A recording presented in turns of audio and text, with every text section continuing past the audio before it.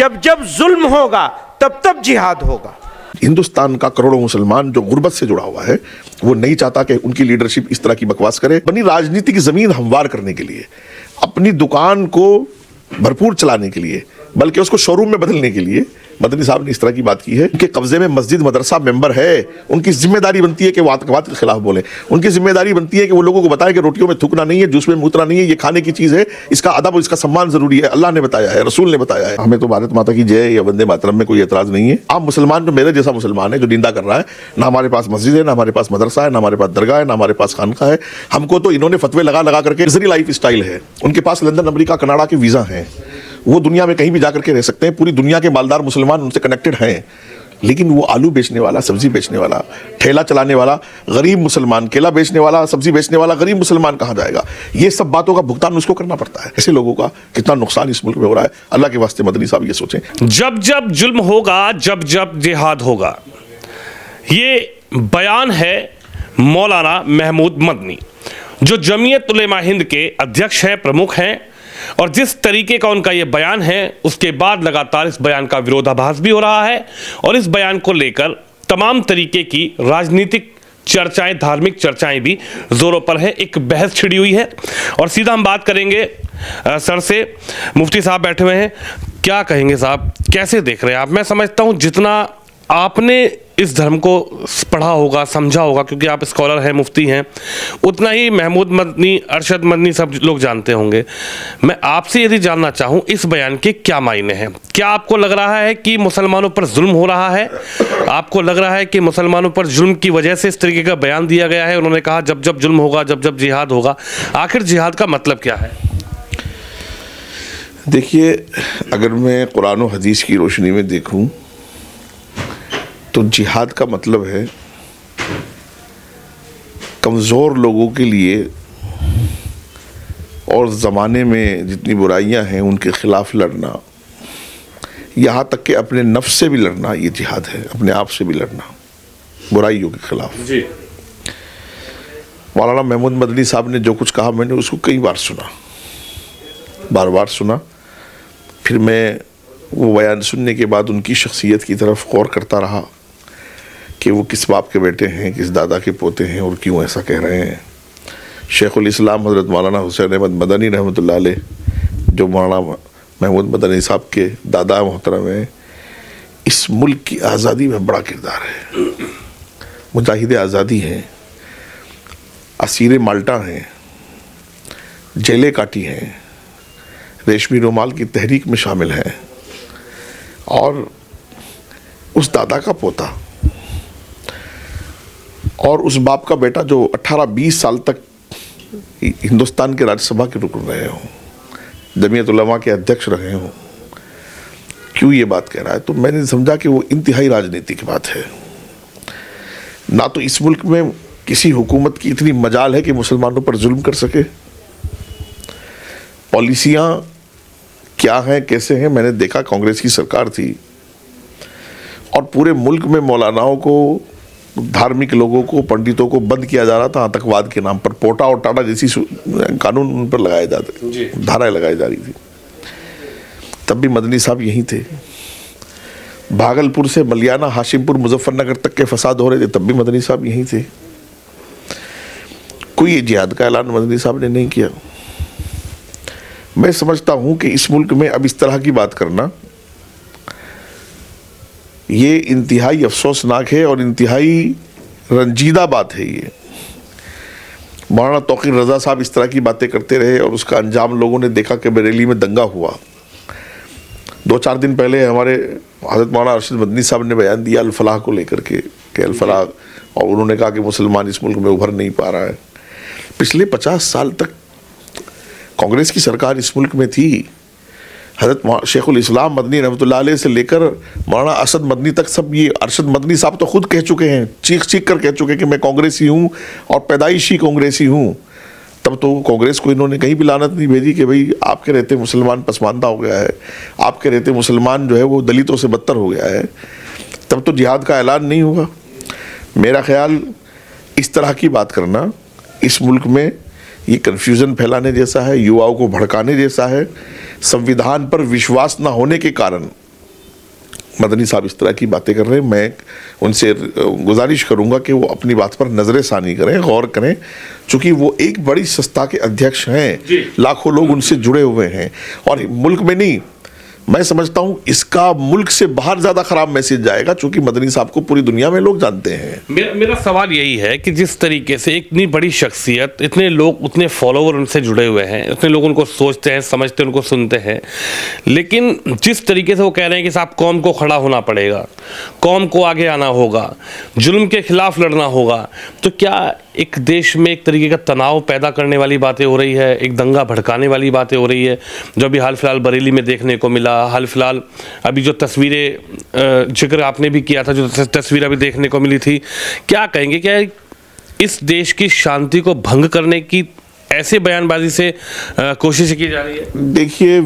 विनोद भाई, बात यह है कि कुछ चीज़ें जुबान इतिहास को छुपाता है।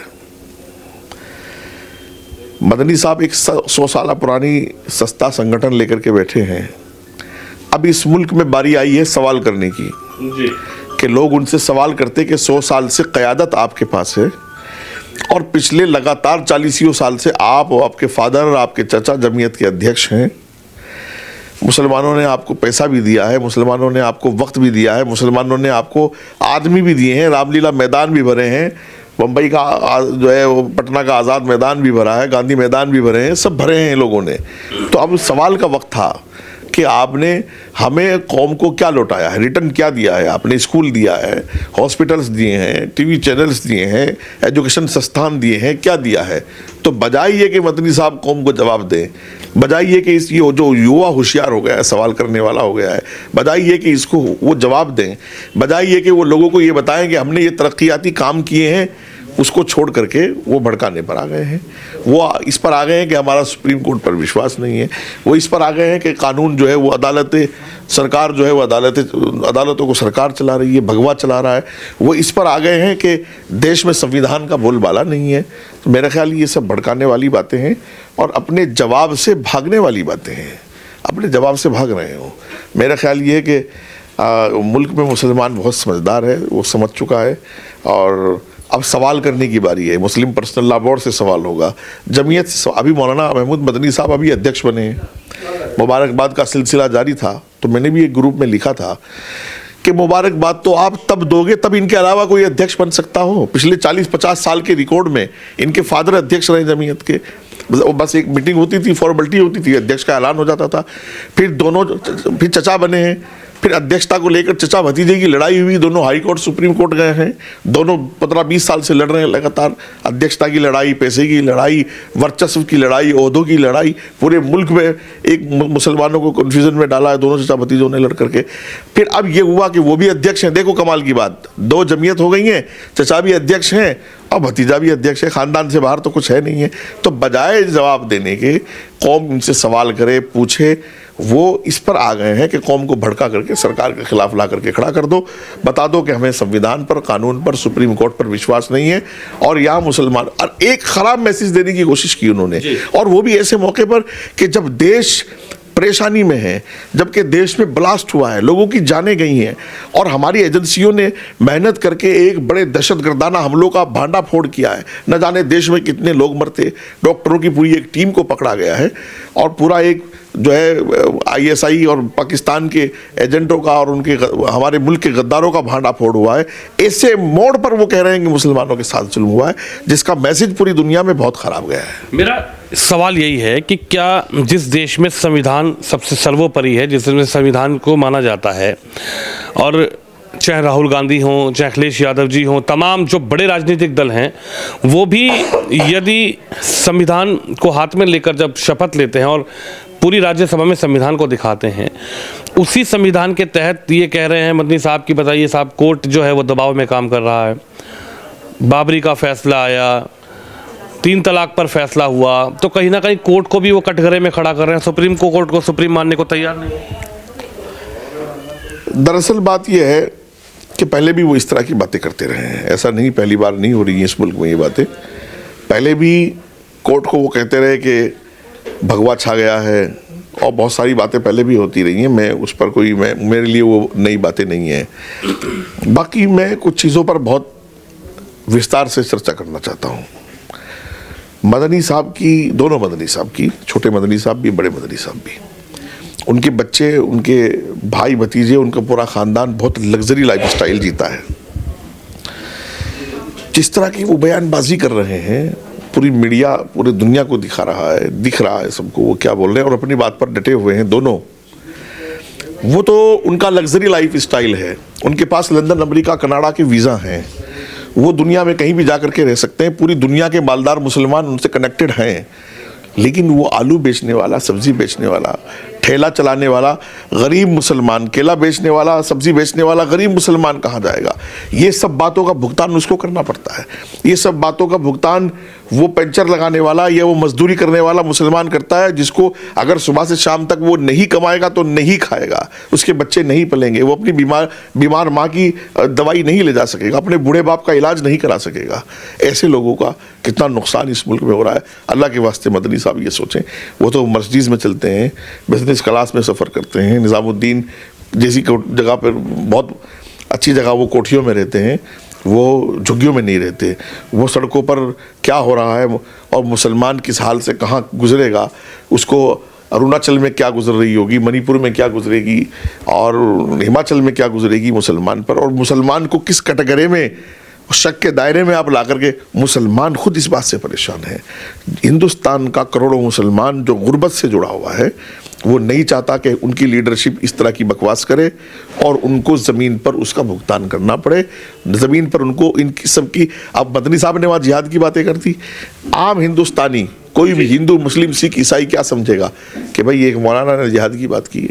तो एक सब्जी बेचने वाले मुसलमान को इस मुल्क का सिख, इस मुल्क का ईसाई या इस मुल्क का सनातनी कैसे बर्दाश्त करेगा, जबकि उसका लीडर जो है वो जिहाद की बातें कर रहा हो? आप खुद ही बताइए मुझे। नहीं, मेरा बड़ा सवाल इसी पर ये है, जब जूस में पेशाब मिलाकर पिला दिया जाता है, रोटी में थूक कर खिला दिया जाता है, किसी गरीब की ज़मीन पर गलत तरीके से कब्जा किया जाता है, तो ये जो वो कह रहे हैं कि ऐसी चीज़ों को जिहाद बता दिया गया, लैंड जिहाद, किसी हिंदू लड़की को कलावा बांधकर गलत तरीके से, गलत नाम बताकर फंसा लिया, शादी कर ली, उसको लव जिहाद, लैंड जिहाद, थूक जिहाद।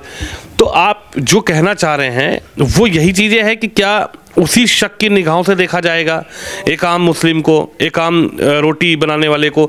हालांकि इन पर बात करनी चाहिए जो थूक रहे हैं, जो पेशाब में, जूस में पेशाब मिला रहे हैं, इस तरीके की चीज़ें कर रहे हैं, उस पर ना कहकर आप कह रहे हैं कि जिहाद एक पवित्र चीज़ है। देखिए, ये तो यहाँ तक तो ठीक कहा उन्होंने जी, पवित्र चीज़ है। जिहाद अरबी का लफ्ज़ है, उसके मतलब है जद्दोजहद करना, मेहनत करना, कोशिश करना। कितने लोग समझ रहे हैं इस चीज़ को? समझाना चाहिए, मैं वही तो उनसे कह रहा हूँ कि वो ये कि पहले जिहाद की डेफिनेशन, जिहाद का मतलब समझाते थे। और इस मुल्क में करोड़ों करोड़ लोग रहते हैं जो कि जिहाद को दूसरी निगाह से देखते हैं, जिहाद को आतंकवाद की निगाह से देखते हैं। उन्होंने जिहाद के लफ्ज़ से डर लगता है, और ऐसा नहीं कि हिंदू है, मुसलमान भी जिहाद के नाम से डरता है। तो इसलिए मैं कहता हूं कि पहले तो वो ये समझाते, और दूसरे मैं एक बात ये कहता हूं, हम हिंदू, मुस्लिम, सिख, ईसाई सब छोड़ दें, हम गलत को गलत कहें, सही को सही कहें। अगर कोई मुसलमान ब्लास्ट में पकड़ा गया है, कोई मुसलमान थूक में पकड़ा गया है, रोटी में थूकता हुआ, या कोई मुसलमान कोई ऐसी ओछी हरकत करता हुआ पकड़ा गया है, तो मैं समझता हूं कि सबसे पहले तो ये कानूनी कार्रवाई से पहले तो मेरी जिम्मेदारी, मेरा फ़र्ज़ है कि मैं एज ए मुसलमान उसको समझाऊं कि ये हमारे मज़हब में गलत है, मज़हब इसकी इजाज़त नहीं देता, मज़हब से सलीका सीखो, मज़हब से शूर सीखो। सबसे पहला काम तो मेरा ही शुरू होता है, उसमें कानून का तो बाद का काम है, पुलिस का, थानों का तो बाद का काम है। पहले तो मेरा काम है कि मैं बताऊँ कि बेटा रोटी में थूकना ये बहुत हराम काम है, इसको नहीं करना चाहिए, मज़हब इसको मना करता है, इंसानियत इसको मना करती है, गंदगी है। लेकिन हम ये कि उस पर बात नहीं करके उसका डिफेंस करने लगे। हम आतंकवादियों को पकड़ रहे हैं, आतंकवादियों से लोगों को बचा रहे हैं। अब देखिए, लाल किला पर ब्लास्ट हुआ, कितने लोग मरे, पहलगाम में ब्लास्ट हुआ, कितने लोग मरे। मैंने खुद अंदाज़ा किया इस बात का कि जिस तरह शिद्दत पे सड़कों पर आकर के इनको इसकी मजम्मत और निंदा करनी चाहिए थी, किसी मुस्लिम संगठन ने नहीं की। भाई, मेंबर आपके कब्ज़े में है, मस्जिद आपके कब्ज़े में है, मदरसा आपके कब्ज़े में है, दरगाह आपके कब्ज़े में है, तो फिर आपको निंदा करने में क्या जाता है? आम मुसलमान जो मेरे जैसा मुसलमान है, जो निंदा कर रहा है, ना हमारे पास मस्जिद है, ना हमारे पास मदरसा है, ना हमारे पास दरगाह है, ना हमारे पास खानका है। हमको तो इन्होंने फतवे लगा लगा करके, अभी भी मेरी आप वॉल उठा लीजिएगा, कल ही मैंने जो बोला है, राष्ट्र के लिए बोला है, देश के लिए बोला, लोगों ने लिखा ये मुर्तद है। और इस्लाम में मुर्तद का हुक्म पता क्या है? इस्लाम में मुर्तद का हुक्म है वाजिबुल कत्ल है। तो हम राष्ट्र के लिए इतनी गालियाँ, अब मैं तो सोचता भी नहीं था, मैं तो सोचता था कि देश में ऐसे हालात नहीं होंगे। अब मैंने जो राष्ट्र की बात की है, जो मैंने वंदे मातरम की बात की है, जो मैंने महमूद मदनी साहब को समझाने की रिक्वेस्ट की है, उनसे गुजारिश की है, बड़े हैं वो, तो मुझे मालूम है ना कितने दिन से मेरे 2-3 दिन से मेरे क्या हालात है। आप मेरा फेसबुक, मेरा इंस्टाग्राम और मेरी जो है सोशल अकाउंट्स उठाइए ना, लोग क्या लिख रहे हैं आपको अंदाज़ा हो जाएगा। सब वो हिंदी और इंग्लिश में ही लिख रहे हैं। तो मैं समझता हूँ कि इस मुल्क में अपने देश की हिमायत करने पर, अपने राष्ट्र के सम्मान में बोलने पर भी इतनी गालियां खानी पड़ेंगी, ये ना मैंने सोचा था कभी और ना मैंने ऐसा जाना था। ये हम लोगों की कमी है। जिनके कब्जे में मस्जिद मदरसा मेंबर है, उनकी जिम्मेदारी बनती है कि वो आतंकवाद के खिलाफ बोलें। उनकी जिम्मेदारी बनती है कि वो लोगों को बताएं कि रोटियों में थूकना नहीं है, जूस में मूतना नहीं है, ये खाने की चीज़ है, इसका अदब और इसका सम्मान ज़रूरी है। अल्लाह ने बताया है, रसूल ने बताया है। अपने लोगों को अच्छे रास्ते पर लाना कानून से पहले, पुलिस से पहले, एजेंसियों से पहले तो मेरी जिम्मेदारी है कि मैं ऐसे अच्छे नागरिक, ऐसे अच्छे मुस्लिम अपने लोगों को समझाऊं। लेकिन वो तो कह रहे हैं कि वंदे मातरम अगर आपने बोल दिया तो आप मुर्दा कौम है, वंदे मातरम तो बोलना ही नहीं है, वंदे मातरम क्यों बोलना? अब वो देखो, वो क्या कह रहे हैं, वो उनकी अपनी राय है। हमें तो भारत माता की जय या वंदे मातरम में कोई एतराज़ नहीं है, और मेरा ख्याल किसी भी भारतीय को नहीं होना चाहिए। मैं मुसलमान की बात नहीं कर रहा हूँ, मेरे लफ्ज़ों को गिन लेना, आप मेरे लफ्ज़ों को सुन लेना। किसी भी भारतीय को, किसी भी हिंदुस्तानी को, किसी भी देशवासी को जो देश से प्यार करता है, सम्मान करता है, अपने आप को भारतवासी समझता है, मेरा ख्याल ये है कि उसको वंदे मातरम, ये भारत माता की जय बोलने में कोई हर्ज नहीं और होना भी नहीं चाहिए। ये आपसे बुलवाने की बात नहीं है कि आप विनोद भाई वंदे मातरम बोलिए, भारत माता की, नहीं नहीं नहीं, ये आपका आस्था, आपका सम्मान, आपका दिल क्या कहता है, इस पर वो चलता है। ठीक 2027 का चुनाव चर्चाओं में है, क्योंकि बिहार के बाद बंगाल की तैयारी और बंगाल के बाद सबसे बड़ा स्टेट यूपी। क्या लगता है यूपी चुनाव से ठीक पहले इस तरीके के बयान मदनी साहब के, इस तरीके की भाषा, इस तरीके की अपना अडिग बयान की साहब जिहाद पर बात होगी, जुल्म पर बात होगी, क्या लगता है योगी आदित्यनाथ जो उत्तर प्रदेश में मुख्यमंत्री हैं, क्या यूपी, आप भी पश्चिमी उत्तर प्रदेश से हैं, किस तरीके के हालात आप उत्तर प्रदेश के मुसलमानों का समझ रहे हैं? क्या लगता है कि जो वो कह रहे हैं कि मुसलमानों पर बुलडोज़र से कार्रवाई हो रही है, मुसलमानों को परेशान किया जा रहा है, यही जुल्म है, यही जुल्म की इंतहा है और इसी को जिहाद में बदला जाएगा? देखिए मेरे भाई, मदनियों से, दोनों से, ये किसी भी मुस्लिम संगठन से मुसलमान ये प्रेरणा नहीं लेता है कि उसको वोट कहाँ देना चाहिए। योगी जी हिंदुस्तान के काबिल मुख्यमंत्री हैं, काबिल तारीफ मुख्यमंत्री हैं। 2027 हो, 2032 हो, 2037 हो, अभी कोई विकल्प योगी जी का उत्तर प्रदेश में नहीं है। अच्छा सब कुछ चल रहा है। दूसरी बात यह है, मैं जहाँ तक समझता हूँ कि वो बहुत राजनीतिक, बहुत सियासी और बहुत होशियार आदमी महमूद मदनी साहब। उन्होंने अपनी राजनीतिक ज़मीन, चूँकि जब जमीयत के टुकड़े हो गए, 2 अध्यक्ष हो गए, तो वहाँ भी उनके चचा का पलड़ा भारी रहा। तो अपनी राजनीतिक ज़मीन हमवार करने के लिए, अपनी दुकान को भरपूर चलाने के लिए, बल्कि उसको शोरूम में बदलने के लिए मदनी साहब ने इस तरह की बात की है। और मैं ये सोशल मीडिया पर देख रहा हूँ कि जिस तरह की सराहना महमूद मदनी को नहीं मिलती थी, उनके चचा को ज़्यादा मिलती थी। अब 2-3 दिन से जब से ये बोले हैं, तो मुसलमान, ख़ासतौर से युवा, उनकी सराहना कर रहा है, उनको कायद कह रहा है, उनको लीडर कह रहा है, और इसी की शायद उनको ज़रूरत थी। और मैं इसको ज़्यादा नज़दीक से समझता हूँ कि अपनी राजनीतिक और मजहबी दोनों ज़मीन बनाने के लिए मदनी साहब ने यह हरकत की है, महमूद मदनी साहब ने, और वो इसमें कामयाब रहे हैं। चलिए, हमारे साथ मुफ्ती वजाद गुजर साहब है, जिनका साफ ये कहना है कि सिर्फ अपनी राजनीतिक और अपनी जो पारिवारिक ज़मीन है उसको बचाने के लिए मदनी साहब इस तरीके के बयान दे रहे हैं। लेकिन इस बयान के पीछे किस तरीके की राजनीति हो रही है और किस तरीके का विरोधाभास है, वो देखने को मिल रहा है। किस तरीके से इस बयान के बाद एक बहस पूरे देश में छिड़ गई है कि आखिरकार इस तरीके के बयान से आम नागरिक, आम मुस्लिम, आम हिंदू क्या समझता है, और आखिरकार ये जो बयान है इसको लेकर किस तरीके से अब बड़ी बहस जो है वो छिड़ती हुई नजर आ रही है। कैमरामैन शम यादव के साथ विनोद शर्मा, दिल्ली से।